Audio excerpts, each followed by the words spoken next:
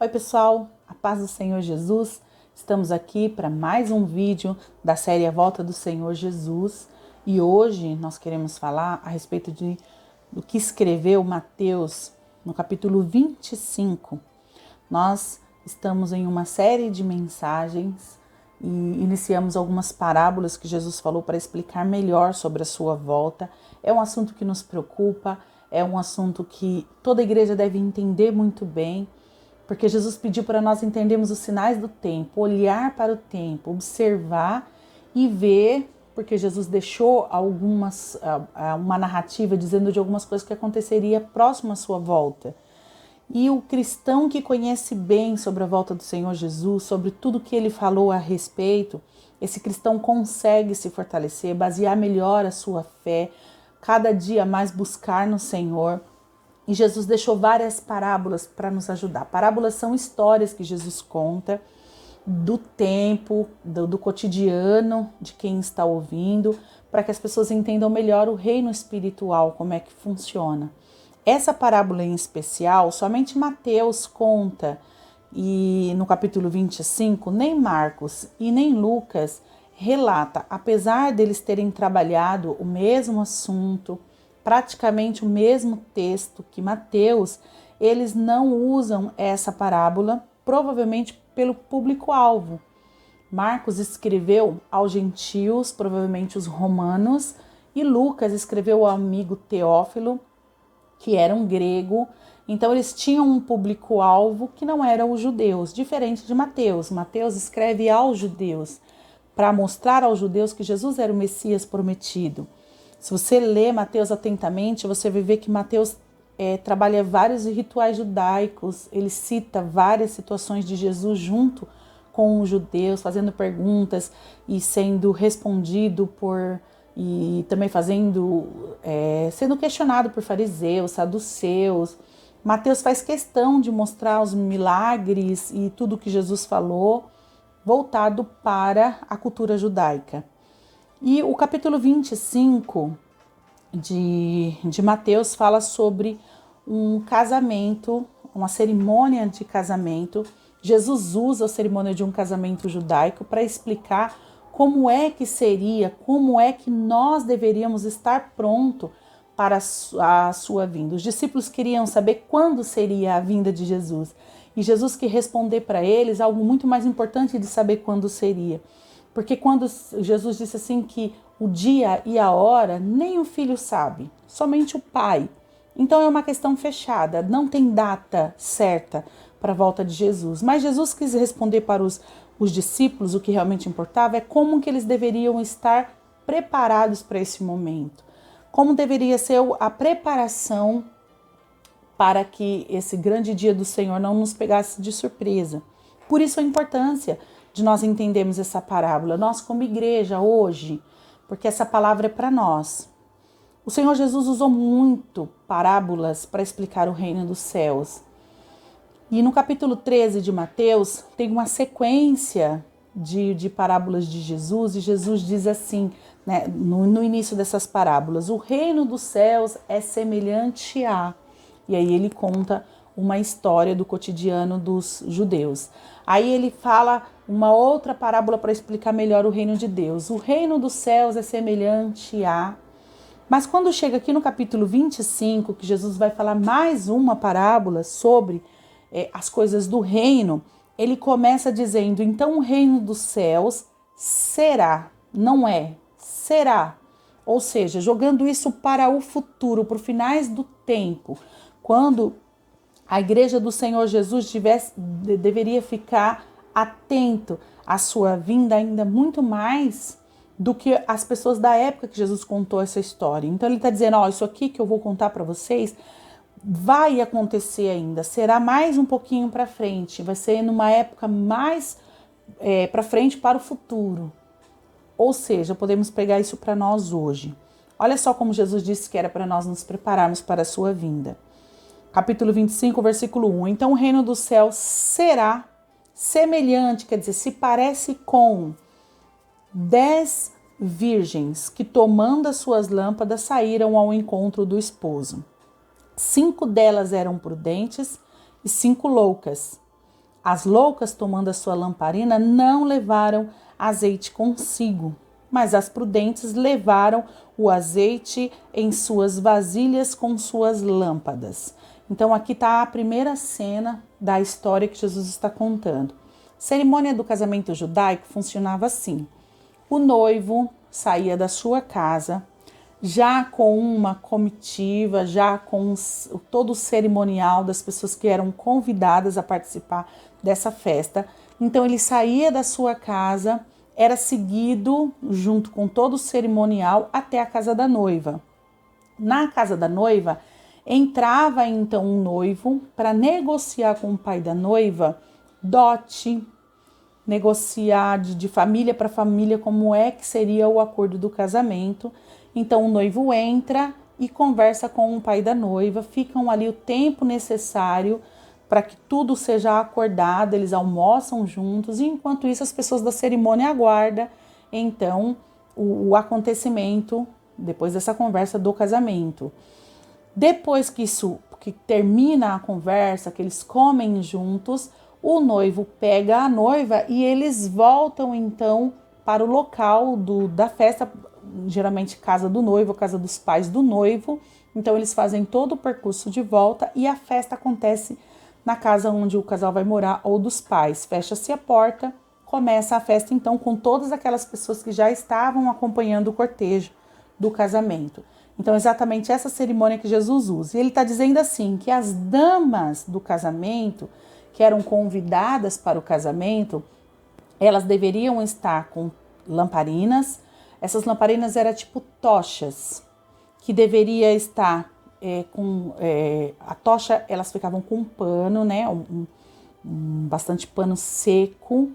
E aquele pano que sugava bastante o líquido era embebido em azeite, e o azeite então era o combustível para sustentar o fogo daquela tocha, e então aquela tocha iria iluminando o caminho, o percurso, porque essa cerimônia era longa, até que ele conversasse com os pais da noiva, até que ele fizesse o almoço, fizesse todo o acordo, depois saísse para o casamento oficial já com a noiva, já teria provavelmente entardecido. Então era muito importante a presença dessas damas, e eram 10, que iriam iluminando o caminho até a casa do noivo.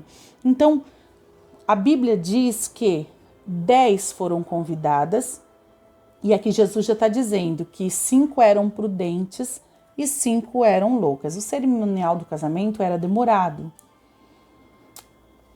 Qualquer pessoa daquela região que tem o costume para esse casamento, sabe, do cerimonial do casamento, saberia que não dá para você ir apenas com a quantidade de azeite para um momento em que a tocha precisaria ficar acesa.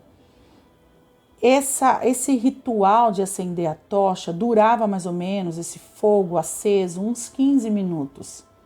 Então era lógico que elas deveriam levar reservas de azeite, porque ninguém sabia ao certo quanto tempo iria durar essa demora do noivo na negociação dentro da casa da noiva, dos pais da noiva. Então todos sabiam que precisava de reserva diária para que cumprisse a sua função dentro do casamento. E a Bíblia diz que 5 dessas mulheres, loucamente, mesmo sabendo que aquele combustível não seria suficiente, aquele tanto de azeite não seria suficiente, mesmo assim, elas, de forma imprudente e louca, não levaram reserva para o azeite. Fica aí a dica para nós como igreja. O azeite é a oração, é a nossa experiência com Deus, é o estar com Deus, que deve ser diário. Ah, mas eu já orei bastante durante toda a minha vida. Minha adolescência inteira foi buscando a Deus. Eu já fiz muita coisa na obra de Deus. Jesus está dizendo aqui que a necessidade de que se tenha reserva o tempo todo é diária, é constante. E essas mulheres loucas, essas 5 mulheres, moças, não deram a atenção que deveria dar a esse casamento, a importância da presença delas nesse cerimonial, mesmo que já soubesse da informação. Aí o versículo 5, mas as prudentes levaram azeite em suas vasilhas com as suas lâmpadas, e tardando o esposo, tosquenejaram todas e adormeceram. Então o esposo estava demorando nessa negociação e todas elas dormiram. O problema não é dormir é algo natural, estava realmente demorando, elas estavam cansadas e resolveram descansar. O problema é o quanto eu me preparei para esse momento de sono. As prudentes dormiram, mas tinha reserva de azeite. A hora que precisasse delas acordarem para receber o noivo, elas estavam preparadas. As loucas, mesmo sabendo que não tinha reserva e que não conseguiria acender as suas lamparinas na hora necessária, suas tochas na hora que o noivo precisasse, mesmo assim elas também foram dormir e sem nenhuma preocupação. Mais um ensino de Jesus para nós. Se tem coisa para se resolver na vida espiritual, se não está bem espiritualmente, se tem coisas que ainda não acertou com o Senhor, que se sabe pela palavra de Deus que a sua atitude está errada e não se conserta, e não se preocupa e vai dormir com esse problema, você está correndo um risco muito grande. Jesus está alertando a igreja, porque é para a igreja que Jesus está voltando essa palavra.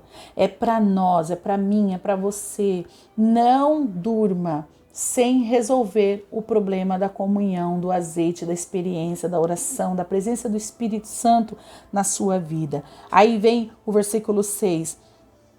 Mas à meia-noite ouviu-se um clamor, aí vem o esposo.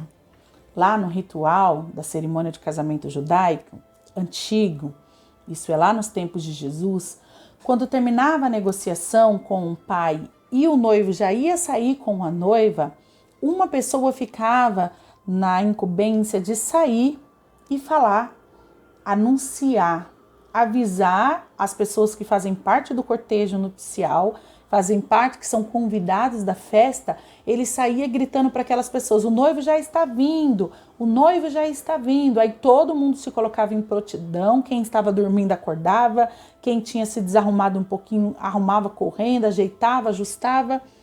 Lembrando que quem não se preparou para o casamento, esse grito do noivo, dessa pessoa que vem avisando que o noivo está chegando, esse tempo que tem entre o grito e a vinda do noivo não é suficiente para correr e se arrumar. Por isso que quem foi convidado para a festa deve estar pronto o tempo todo. Porque o grito é apenas para dar o último ajuste de alguma coisa que já está preparado com antecedência. Entende a mensagem do Senhor? A Bíblia diz que à meia-noite ouviu-se um grito. Aí vem o noivo. Meia-noite é o período mais escuro, de maior escuridão de toda a noite, metade da noite, o momento mais escuro da noite, ouviu-se o grito. Se eu olhar para a palavra de Deus como um todo, eu vou ver que o apóstolo Paulo escreveu aos Tessalonicenses que a volta do Senhor Jesus não aconteceria antes que viesse a grande apostasia.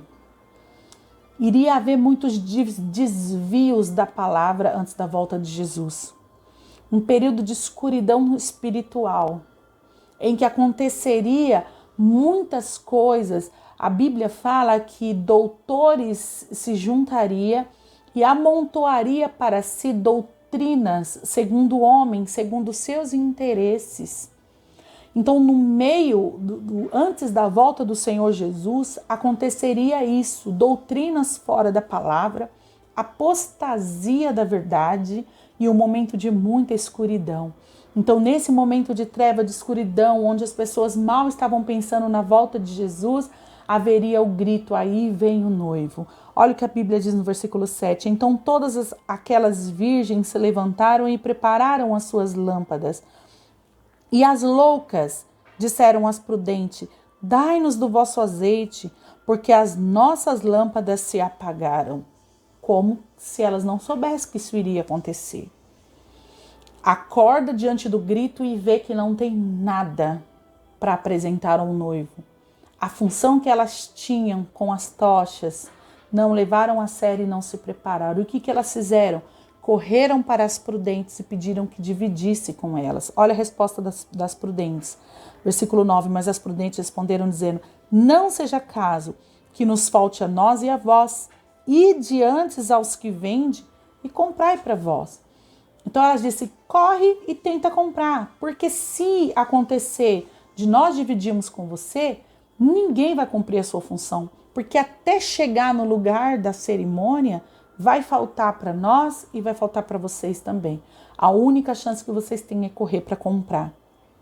E as prudentes, então, conservaram o que elas tinham, porque elas tinham se preparado para aquele momento, enquanto as insensatas tiveram que correr para tentar comprar de última hora para poder participar desse momento da festa.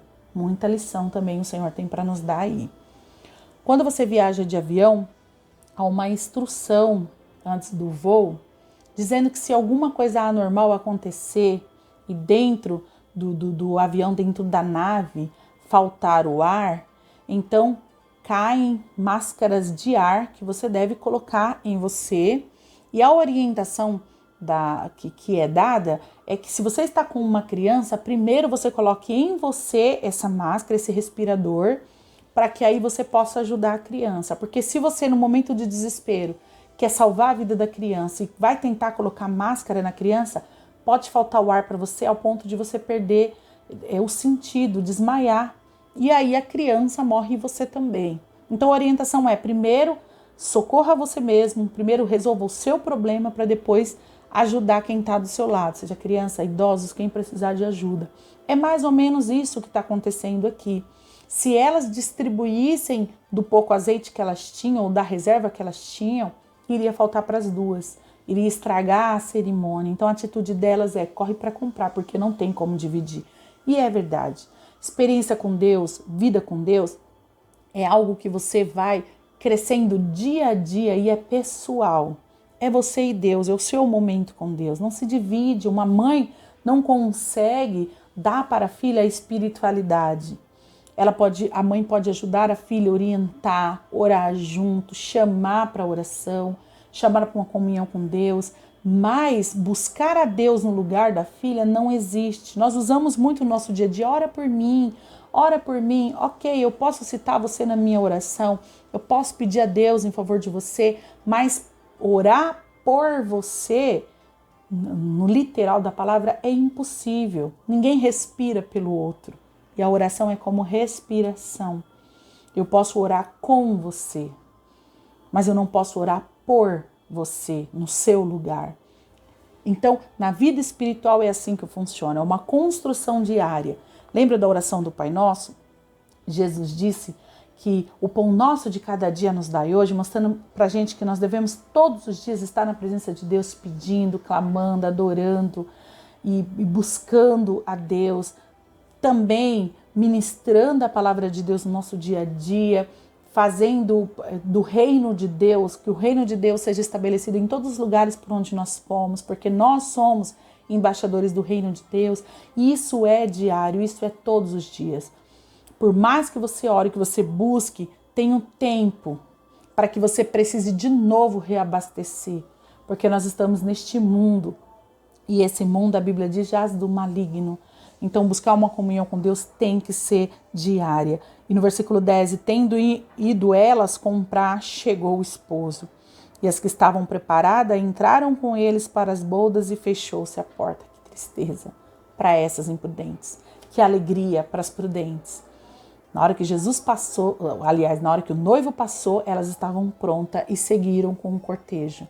Enquanto as outras que esperaram demais para buscar ajuda, esperaram demais para buscar reserva, ficaram de fora.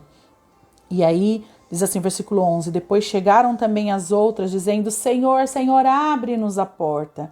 E ele respondendo, disse, em verdade vos digo que não vos conheço. No ritual, na cerimônia de casamento judaico, quem era convidado para a festa tinha que estar no caminho aguardando. Se fechou a porta, todos os convidados entraram, os que estavam aguardando a cerimônia, estavam prontos, entrou para a festa, Significa que quem chegasse depois não estava esperando o casamento, não estava pronto para o do casamento, não foi convidado. Ou se foi convidado, não levou a sério, não viu como prioridade, não quis dar importância ao casamento, então não era digno de estar na festa. E aí, essa é a resposta do noivo: eu não conheço vocês. Porque se vocês fossem da minha intimidade, vocês estariam felizes com esse momento, estaria aguardando esse momento, teria sido convidado para esse momento. E vai ser assim quando Jesus voltar. Não vai ter: Senhor, mas em seu nome, Senhor, mas eu servi o Senhor a vida inteira. Mas na hora que o noivo passou, você não estava preparado, por isso você ficou de fora. Quem está dizendo isso? O próprio Jesus. É uma parábola, é uma semelhança do que vai acontecer no reino de Deus. Que bom nós temos essa palavra aqui para nós. Que bom que nós podemos olhar para essa palavra e, a partir dessa palavra, olhar para a nossa vida e cuidar da nossa vida espiritual e buscar mais ao Senhor e se preocupar mais. Se Jesus disse que vai ser assim a sua vinda, vai ser assim, aliás, a sua volta, então eu devo levar a sério essa palavra de Jesus e me preparar sendo prudente, não sendo como essas imprudentes, essas loucas que deixaram para a última hora ou que não deram importância para esse momento e para o papel que elas tinham na cerimônia. Jesus conclui essa palavra dizendo: vigiai, fica atento, cuidado, fique o tempo todo em alerta, pois não sabeis nem o dia nem a hora em que o Filho do Homem há de vir. Nós sabemos que o noivo veio. Nós sabemos que, pela palavra de Deus, ele foi à casa do Pai. Jesus disse: eu vou para o Pai. O que eu vou fazer? Preparar lugar. Eu vou negociar um lugar para estarmos juntos para sempre. Vou preparar lugar. E quando eu vier, eu levarei vocês para mim. Para que onde eu estiver, esteja vós também. É o noivo prometendo que já está em negociação com o Pai e que ele volta. E ele volta para buscar a sua noiva e definitivamente ficarmos com ele. Olha que palavra maravilhosa. Olha que parábola forte com respeito à volta do Senhor Jesus. Receba esta palavra e, diante desta palavra, tome atitude. Estudar a palavra de Deus é para isso. Terminou a lição? Estudou? Ok, então está na hora então de pôr em prática na vida, porque senão não faz nenhum sentido você conhecer a palavra. Nós oramos melhor, nós buscamos melhor, entendemos melhor como que devemos estar preparados quando nós meditamos mais na palavra de Deus. E que bom que você está participando desses estudos. Se você ainda não viu os vídeos anteriores, eu aconselho você a dar uma passadinha lá no canal do YouTube e ver vídeo por vídeo, fazer anotação, fazer estudo. Estudar eu ouço a palavra na íntegra, depois eu separo um momento na minha casa, abro minha Bíblia, abro um caderno de anotações e começo a fazer anotações e acompanhar na Bíblia. E aí você vai ouvindo o vídeo, dá pausa, faz anotação. Essa palavra, com esse exercício de ficar indo e vindo ao texto bíblico, escrevendo alguma coisa que o Senhor vai ministrando no seu coração, faz com que entre na sua memória, no seu coração, a palavra de Deus. Aí você ora melhor. Quanto mais você estuda a Bíblia, melhor você ora, mais tempo de oração você tem, porque você vai conhecendo o Deus que você serve, você tem mais fé para orar, porque a sua base está na palavra, você ora a palavra. É diferente a vida espiritual de quem conhece e busca conhecer a Deus. E analisar a palavra de Deus e estudar do jeito que nós estamos fazendo aqui vai trazer força espiritual para você, vai trazer alicerce na sua fé. Deus abençoe você. Até os próximos vídeos, em nome de Jesus. Essa palavra eu já tinha gravado ela, mas o Espírito Santo ministrou essa madrugada no meu coração e eu tive de refazer esse vídeo. E eu espero, em nome de Jesus, que essa palavra entre no seu coração.